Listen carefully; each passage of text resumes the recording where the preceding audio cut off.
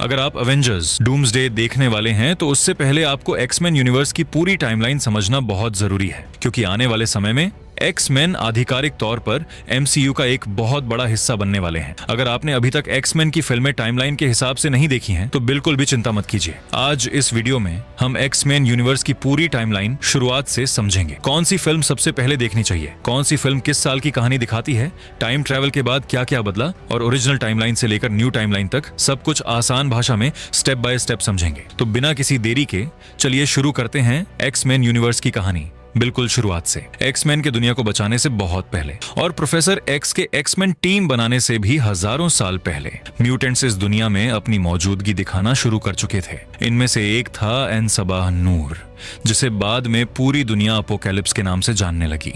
X Men days of future past के ending scene में हम उसे सिर्फ अपने दिमाग की ताकत से एक पूरा पिरामिड बनाते हुए देखते हैं, लेकिन उसकी असली कहानी शुरू होती है एक्समैन अपोकैलिप्स से। साल था 3600 बीसी। एंशिएंट इजिप्ट में एन-सबा नूर एक बहुत बड़ा रिचुअल कर रहा था। इस रिचुअल का मकसद था अपनी आत्मा को एक दूसरे म्यूटेंट के शरीर में भेजना। उस म्यूटेंट के पास एक हीलिंग फैक्टर था, जिसकी वजह से एन-सबा नूर हमेशा जिंदा रह सकता था। लग रहा था कि रिचुअल सफल हो जाएगा, लेकिन तभी कुछ लोगों ने उस पर हमला कर दिया।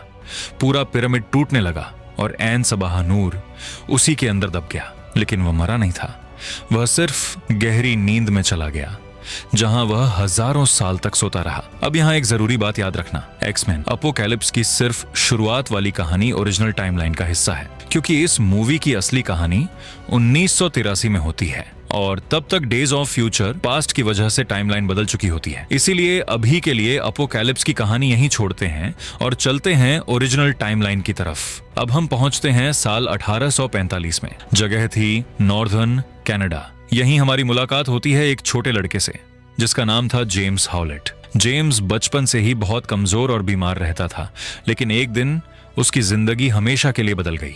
एक दर्दनाक घटना के दौरान उसके अंदर छिपा हुआ म्यूटेंट जीन जाग गया और पहली बार उसके हाथों से बोन क्लॉज बाहर निकल आए। साथ ही उसके अंदर एक तेज हीलिंग फैक्टर भी जाग गया, जिसकी वजह से उसके जख्म कुछ ही पलों में भरने लगे। यही छोटा सा जेम्स हॉलेट आगे चलकर दुनिया का सबसे मशहूर म्यूटेंट बनने वाला था, जिसे पूरी दुनिया वोल्वरिन के नाम से जानने लगी। जेम्स के साथ उसका हाफ ब्रदर विक्टर क्रीड भी था, जिसके पास भी हीलिंग फैक्टर और जंगली जानवरों जैसी ताकत थी। दोनों भाई अपना घर छोड़कर भाग जाते हैं और फिर कई सालों तक साथ रहते हैं। इस दौरान दोनों दुनिया के कई बड़े युद्धों में लड़ते हैं, चाहे वो अमेरिकन सिविल वॉर हो या फिर वर्ल्ड वॉर 1। लेकिन उस समय तक दुनिया उन्हें वुल्वरीन और सेबरटूथ के नाम से नहीं जानती थी।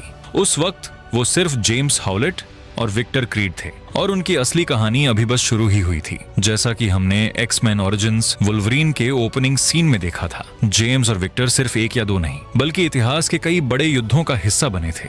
इन्हीं में से एक था वर्ल्ड वॉर 2। लेकिन इस युद्ध के दौरान लोगन के साथ क्या हुआ, ये हमें वुल्वरीन मूवी में और अच्छे से देखने को मिलता है। उस समय लोगन एक Japanese prisoner of war camp में कैद था। तभी हिरोशिमा और नागासाकी पर एटॉमिक बॉम्ब गिरने वाला था। धमाके से कुछ ही पल पहले लोगन अपनी जान की परवाह किए बिना एक जापानीज सोल्जर इचिरो योशिदा की जान बचा लेता है। उस समय शायद लोगन को भी नहीं पता था कि उसका यही एक फैसला आगे चलकर उसकी पूरी जिंदगी बदल देगा, क्योंकि भविष्य में यही इचिरो योशिदा पहले लोगन का सबसे बड़ा एहसानमंद बनेगा और बाद में उसका सबसे खतरनाक दुश्मन भी।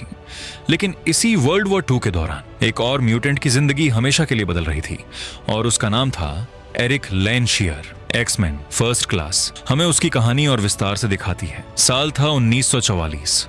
पोलैंड के ऑशविट्ज कंसंट्रेशन कैंप में छोटे एरिक को उसकी मां से अलग कर दिया जाता है।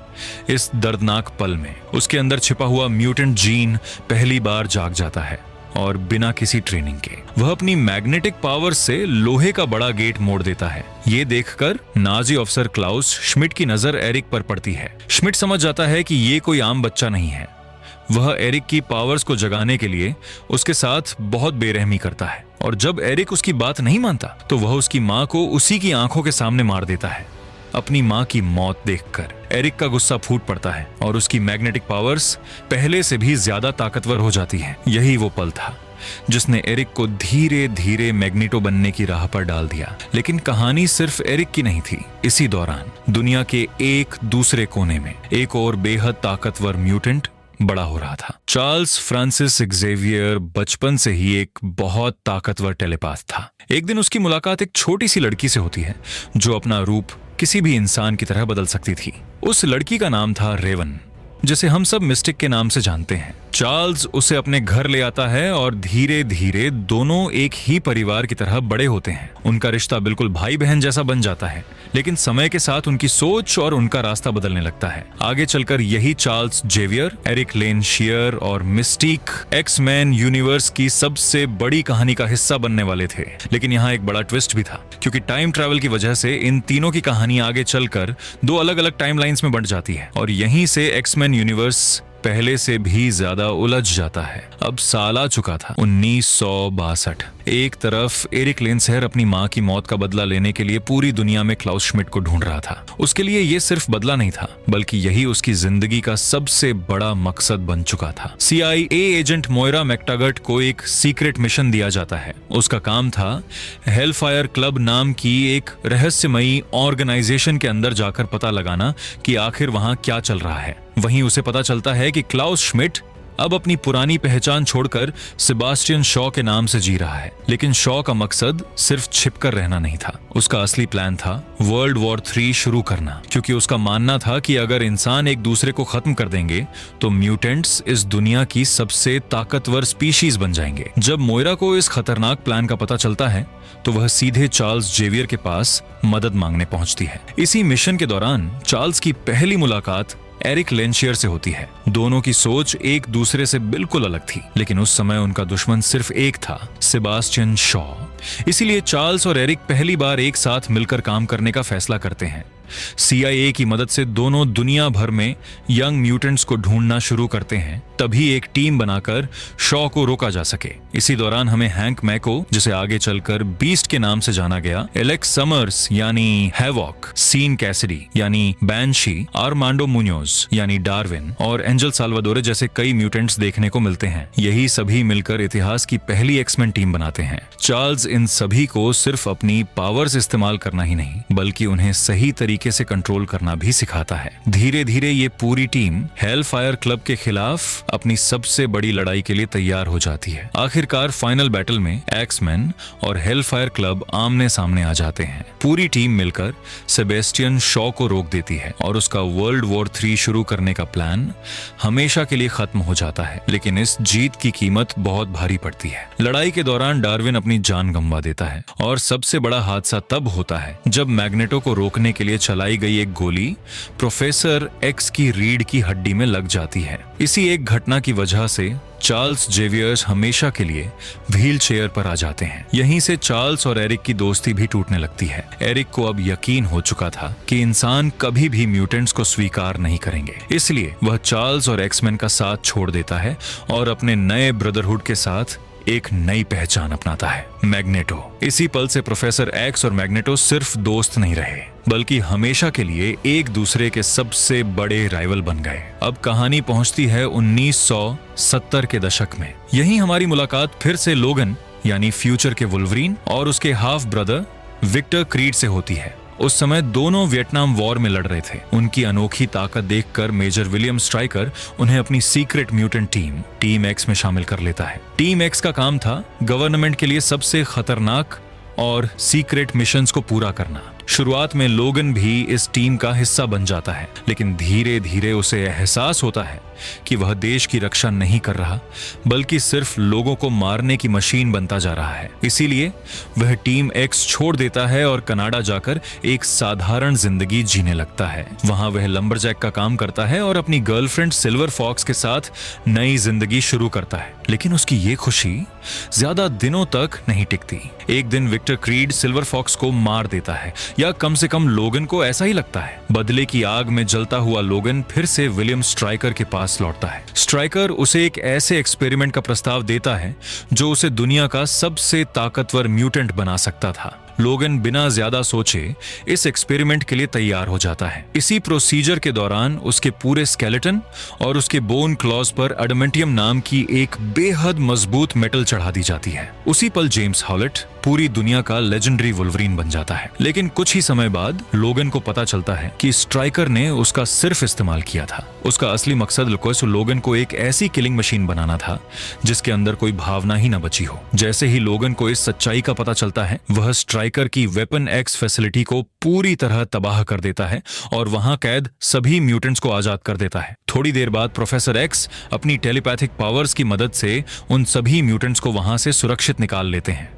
लेकिन जाते जाते स्ट्राइकर लोगन के सिर में एडमेंटियम बुलेट मार देता है। लोगन की जान तो बच जाती है, लेकिन उसकी सारी यादें हमेशा के लिए मिट जाती हैं। इसी मेमोरी लॉस की वजह से उसकी जिंदगी पूरी तरह बदल जाती है। अब उसके सामने सिर्फ एक ही मकसद था, अपने असली अतीत को ढूंढना। लेकिन यहीं से एक्समैन यूनिवर्स का सबसे बड़ा ट्विस्ट शुरू होता है। कई साल बाद डेज ऑफ फ्यूचर पास्ट में फ्यूचर वाला वुल्वरीन अपनी कॉन्शियसनेस के साथ साल 1973 में वापस भेजा जाता है। उसका सिर्फ एक ही मिशन था, बोलीवर ट्रैस्क की हत्या को रोकना, क्योंकि इसी एक घटना की वजह से भविष्य में सेंटिनल प्रोग्राम शुरू होता है और यही सेंटिनल्स आगे चलकर ह्यूमंस और म्यूटेंट्स दोनों को लगभग खत्म कर देते हैं। खुशकिस्मती से लोगन अपने मिशन में सफल हो जाता है और उसके इसी एक फैसले की वजह से पूरे एक्समैन यूनिवर्स का इतिहास हमेशा के लिए बदल जाता है। यहीं से एक नई टाइमलाइन की शुरुआत होती है। अब कहानी पहुंचती है 1980 के दशक में। इस नई टाइमलाइन में प्रोफेसर एक्स अपने स्कूल फॉर गिफ्टेड यंगस्टर्स में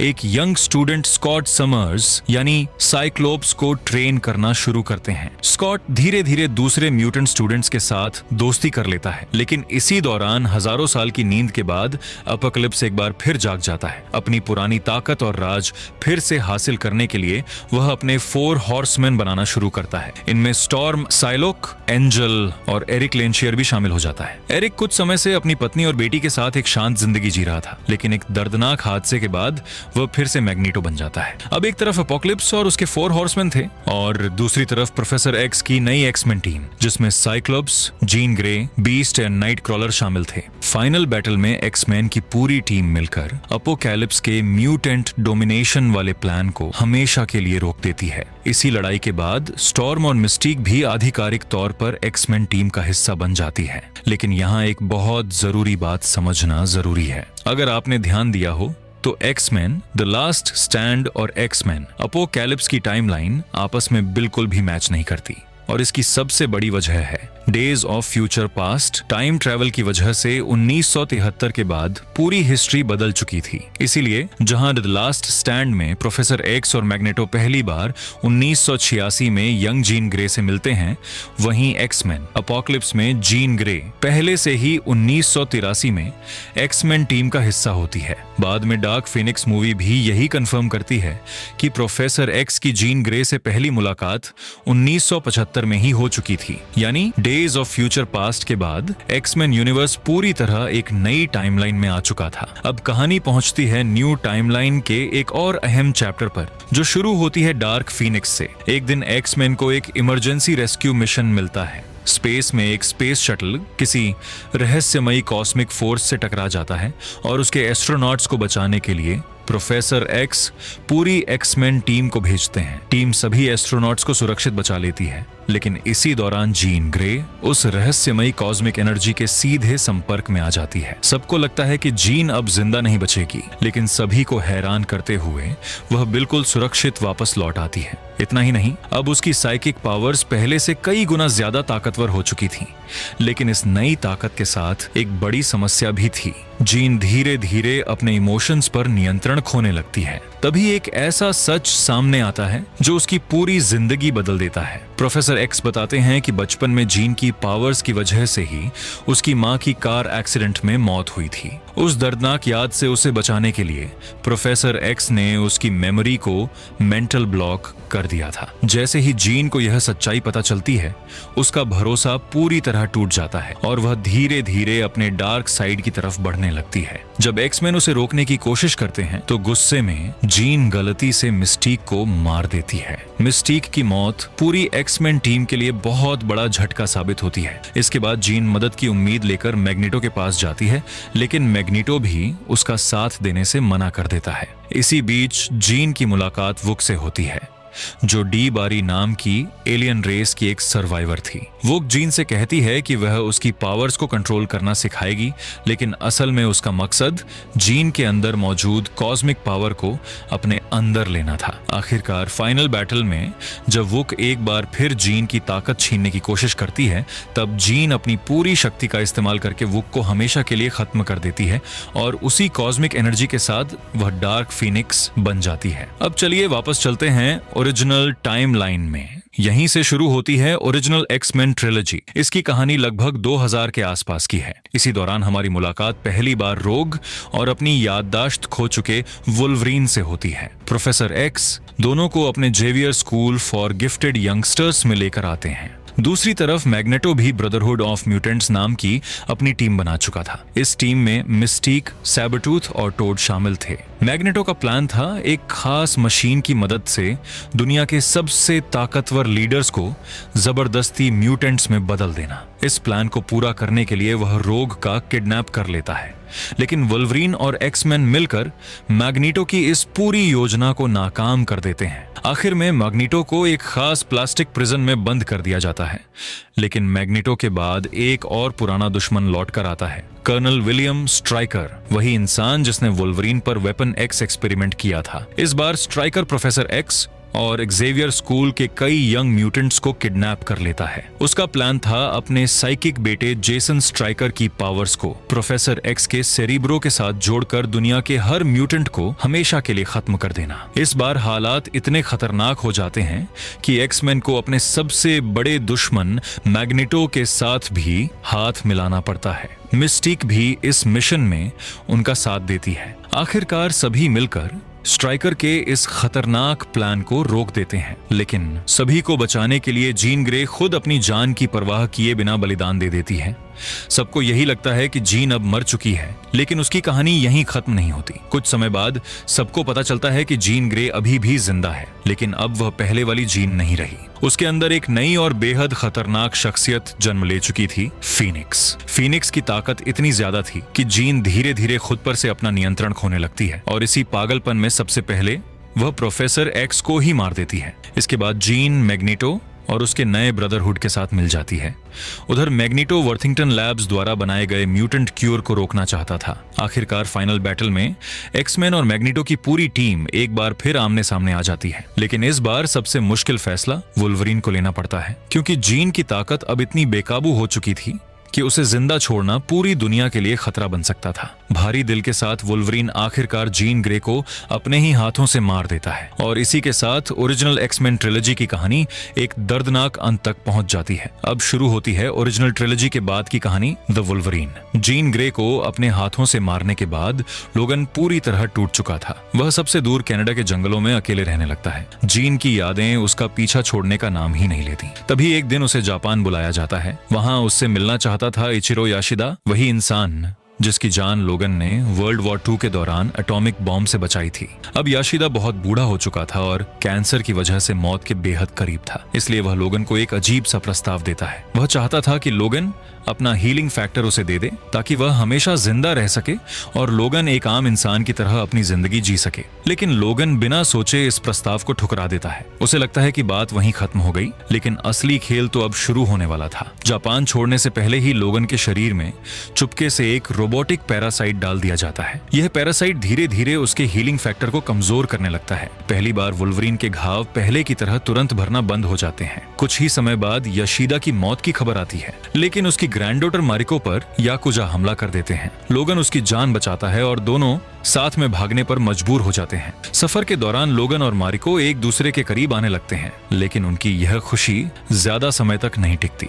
मारिको का किडनैप हो जाता है। अब लोगन युकियो के साथ मिलकर उसे ढूंढने निकल पड़ता है। जांच के बाद उन्हें पता चलता है कि मारिको को याशिदा के एस्टेट में रखा गया है, लेकिन जब तक वे वहां पहुंचते हैं तब तक बहुत देर हो चुकी होती है। वहीं लोगन अपने शरीर से उस रोबोटिक पैरासाइट को निकाल देता है और उसका हीलिंग फैक्टर फिर से पूरी तरह वापस आ जाता है। फाइनल बैटल में सबसे बड़ा ट्विस्ट सामने आता है, जिसे सब मरा हुआ समझ रहे थे। वही याशिदा सिल्वर समुराई नाम के एक विशाल रोबोटिक आर्मर के अंदर जिंदा था। उसका असली मकसद लोगन का हीलिंग फैक्टर चुराकर खुद अमर बनना था, लेकिन आखिर में लोगन उसे हमेशा के लिए हरा देता है। जापान की कहानी यहीं खत्म हो जाती है, लेकिन जब लोगन एयरपोर्ट से निकल रहा होता है तभी उसके सामने दो ऐसे चेहरे आते हैं जिन्हें देखकर वह खुद हैरान रह जाता है। मैग्नीटो और प्रोफेसर एक्स। प्रोफेसर एक्स, जिन्हें सब मरा हुआ समझ चुके थे, एक बार फिर जिंदा उसके सामने खड़े थे। वे लोगन को सिर्फ एक बात बताते हैं, म्यूटेंट्स पर एक नया और पहले से भी बड़ा खतरा मंडरा रहा है, और यही खतरा था सेंटिनल्स। भविष्य में सेंटिनल्स ने पूरी दुनिया पर कब्जा कर लिया था। ये रोबोट्स सिर्फ म्यूटेंट्स का शिकार ही नहीं करते थे, बल्कि उनकी पावर्स को कॉपी करके खुद भी उतने ही ताकतवर बन जाते थे। इसी वजह से लगभग सभी म्यूटेंट्स और ह्यूमंस उनके सामने हार चुके थे। अब सिर्फ कुछ ही एक्समैन बचे थे, जो चाइना के एक पुराने टेंपल में छिपकर रह रहे थे। यहीं प्रोफेसर एक्स एक आखिरी प्लान बनाते हैं। किटी प्राइड अपनी पावर की मदद से लोगन की कॉन्शियसनेस को साल 1973 में उसके यंगर बॉडी के अंदर भेजेगी, ताकि वह मिस्टीकिन को बोलिवर ट्रास्क की हत्या करने से रोक सके, क्योंकि इसी एक घटना की वजह से सेंटिनल प्रोग्राम शुरू हुआ था। मिशन शुरू हो जाता है। फ्यूचर में बाकी सभी एक्समैन किटी की रक्षा करते रहते हैं, जबकि लोगन पास्ट में इतिहास बदलने की कोशिश करता है, लेकिन सेंटिनल्स उनके हाइडआउट तक पहुंच जाते हैं और एक एक करके लगभग सभी एक्समैन अपनी जान कुर्बान कर देते हैं। लेकिन उनकी यह कुर्बानी बेकार नहीं जाती।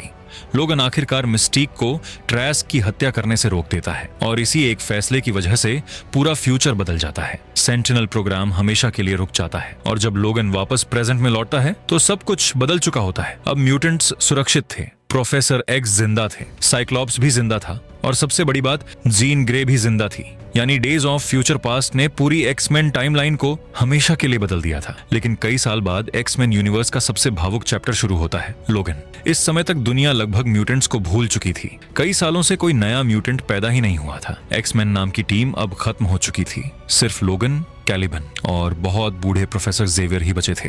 प्रोफेसर जेवियर अब एक खतरनाक ब्रेन डिजीज से जूझ रहे थे। उनके साइकिक सीजर्स इतने खतरनाक हो चुके थे कि जब भी उन्हें दौरा पड़ता, उनके आसपास मौजूद हर इंसान और म्यूटेंट की जान खतरे में पड़ जाती थी। दूसरी तरफ लोगन भी अब पहले जैसा नहीं रहा था। एडामंटियम की वजह से उसका शरीर धीरे धीरे कमजोर होता जा रहा था, और उसका हीलिंग फैक्टर भी पहले जैसा काम नहीं कर रहा था। अब लोगन लिमोजीन ड्राइवर का काम करता था। उसका सिर्फ एक सपना था, इतना पैसा जोड़ना कि वह प्रोफेसर जेवियर और कैलिबन के साथ एक बोट खरीदकर दुनिया से दूर शांति से रह सके। लेकिन तभी उसकी जिंदगी में लॉरा नाम की एक छोटी म्यूटेंट लड़की आती है। लॉरा के पास भी लोगन की तरह एडामांटियम क्लॉज और हीलिंग फैक्टर था। जल्द ही लोगन को पता चलता है कि लॉरा अल्काली ट्रांजिशन नाम की एक कंपनी से भागकर आई है। यह कंपनी म्यूटेंट बच्चों पर एक्सपेरिमेंट्स करके उन्हें जिंदा हथियार बनाना चाहती थी।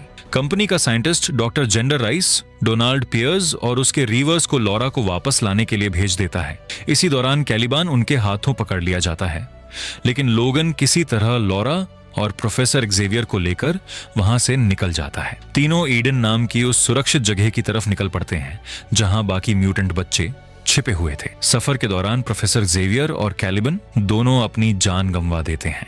अब लोगन और लॉरा को अकेले ही अपना सफर पूरा करना पड़ता है। आखिरकार वे बाकी म्यूटेंट बच्चों तक पहुंच जाते हैं, लेकिन डोनाल्ड पियर्स, रीवर्स और डॉक्टर जैंडर राइस भी उनका पीछा करते हुए वहां पहुंच जाते हैं। इसके बाद एक आखिरी और बेहद खतरनाक लड़ाई शुरू होती है। म्यूटेंट बच्चे मिलकर रीवर्स का सामना करते हैं, लेकिन इस लड़ाई में लोगन बुरी तरह घायल हो जाता है। अपनी आखिरी सांस तक लॉरा और बाकी बच्चों की रक्षा करने के बाद वुल्वरीन हमेशा के लिए इस दुनिया को अलविदा कह देता है। लॉरा उसे वहीं दफना देती है और उसकी कब्र पर लगे क्रॉस को घुमाकर एक्स का निशान बना देती है, जो वुल्वरीन और एक्समैन दोनों की विरासत का प्रतीक बन जाता है। अब बात करते हैं एक्समैन यूनिवर्स के सबसे अनप्रिडिक्टेबल कैरेक्टर की, डेडपूल। सच कहें तो डेडपूल को एक्समैन टाइमलाइन में कहां रखा जाए, इसे लेकर आज भी फैंस के बीच काफी कंफ्यूजन है, क्योंकि उसकी मूवीज में टाइमलाइन से जुड़े इतने जोक्स और फोर्थ वॉल ब्रेक्स हैं कि कई बार खुद डेडपूल भी कंटिन्यूटी को सीरियस नहीं लेता। लेकिन फिर भी उसकी कहानी एक्समैन यूनिवर्स से जुड़ी हुई है। सब कुछ शुरू होता है वेड विल्सन से। वेड एक मजाकिया, बेखौफ और बेहद खतरनाक मर्सनरी था। एक दिन उसकी मुलाकात वेनेसा से होती है। दोनों एक दूसरे से प्यार करने लगते हैं, और शादी करने का फैसला भी कर लेते हैं। लेकिन तभी वेड को पता चलता है कि उसे टर्मिनल कैंसर है। अपनी जान बचाने के लिए वह एक सीक्रेट एक्सपेरिमेंटल प्रोग्राम में शामिल हो जाता है, जहां उस पर बेहद दर्दनाक एक्सपेरिमेंट्स किए जाते हैं। इन एक्सपेरिमेंट्स के पीछे एजैक्स का हाथ था। एक्सपेरिमेंट सफल तो हो जाता है और वेड के अंदर एक जबरदस्त हीलिंग फैक्टर जाग जाता है, लेकिन इसकी कीमत उसे अपने चेहरे और पूरे शरीर के बुरी तरह जल जाने से चुकानी पड़ती है। अब वेड पहले जैसा नहीं रहा था। इसी के बाद वह अपनी नई पहचान चुनता है, डेडपूल।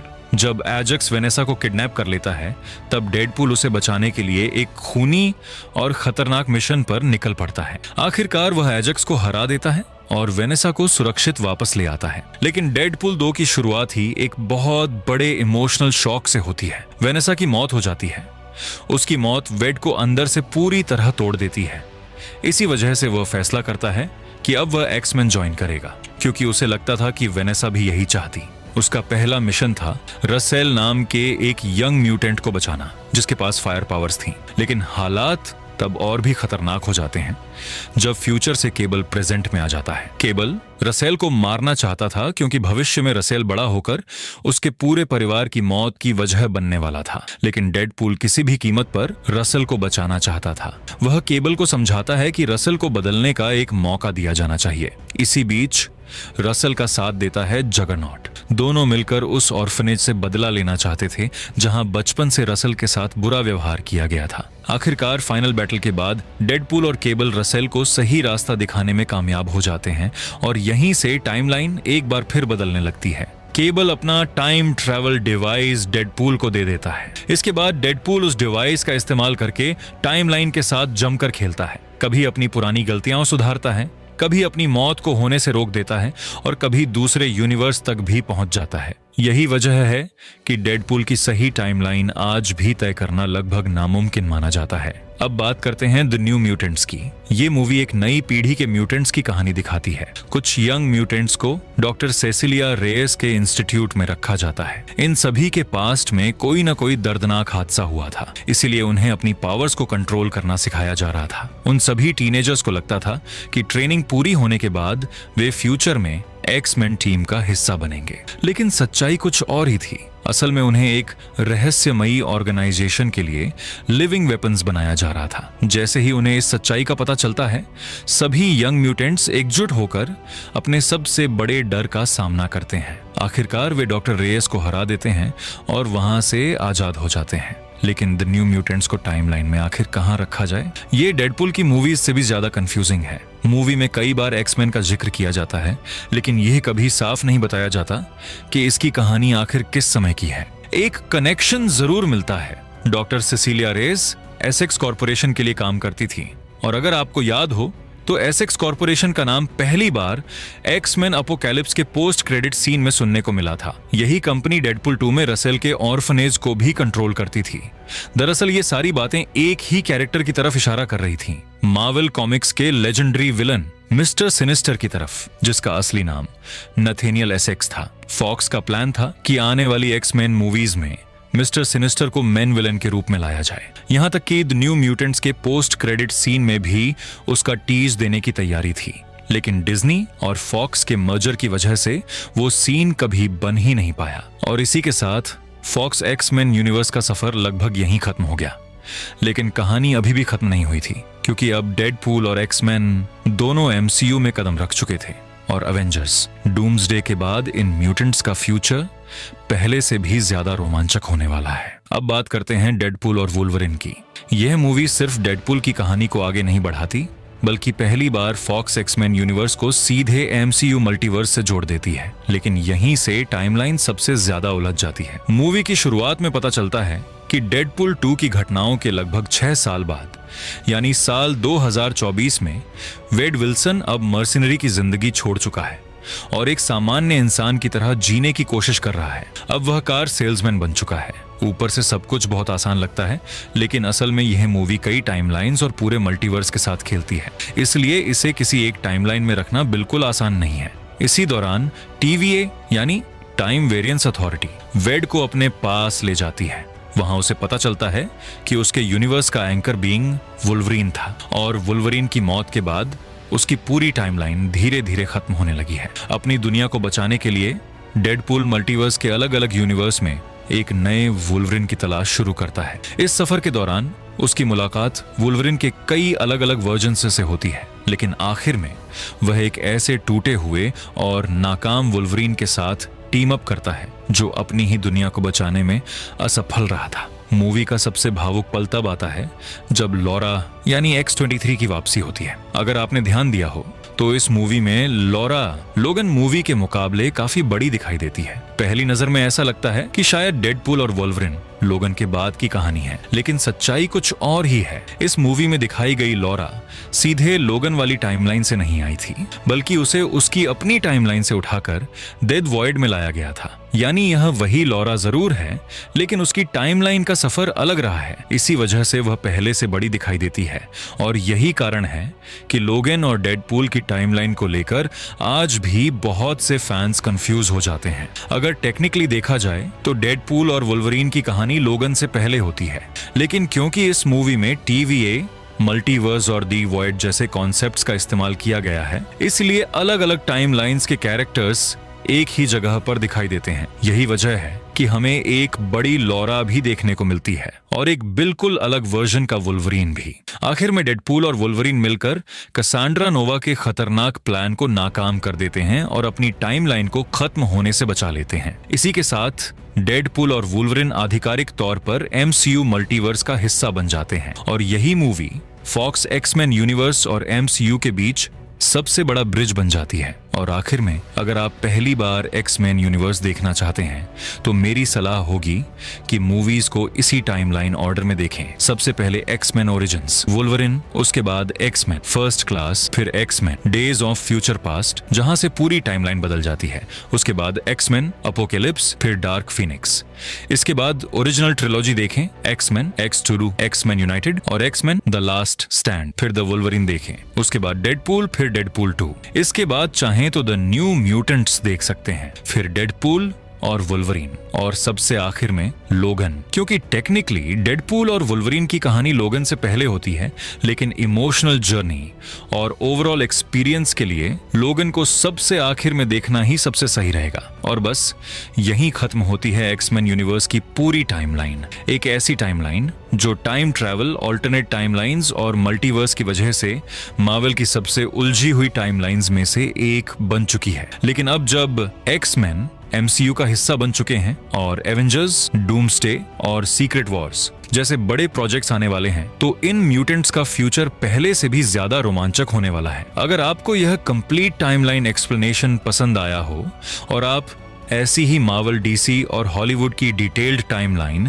हिडन डिटेल्स और एंडिंग एक्सप्लेन्ड वीडियोस देखना चाहते हैं, तो इस वीडियो को लाइक जरूर करें। साथ ही चैनल को सब्सक्राइब करके बेल आइकन भी दबा दें ताकि आने वाली कोई भी वीडियो आपसे मिस ना हो। और कमेंट करके जरूर बताइए कि आपका फेवरेट X-Men कैरेक्टर कौन है, और एवेंजर्स डूम्सडे में आप किस म्यूटेंट को देखने के लिए सबसे ज्यादा एक्साइटेड हैं। मैं मिलता हूं आपसे एक और शानदार वीडियो के साथ। तब तक के लिए अपना ख्याल रखिए, स्टे ऑसम और थैंक्स फॉर वॉचिंग।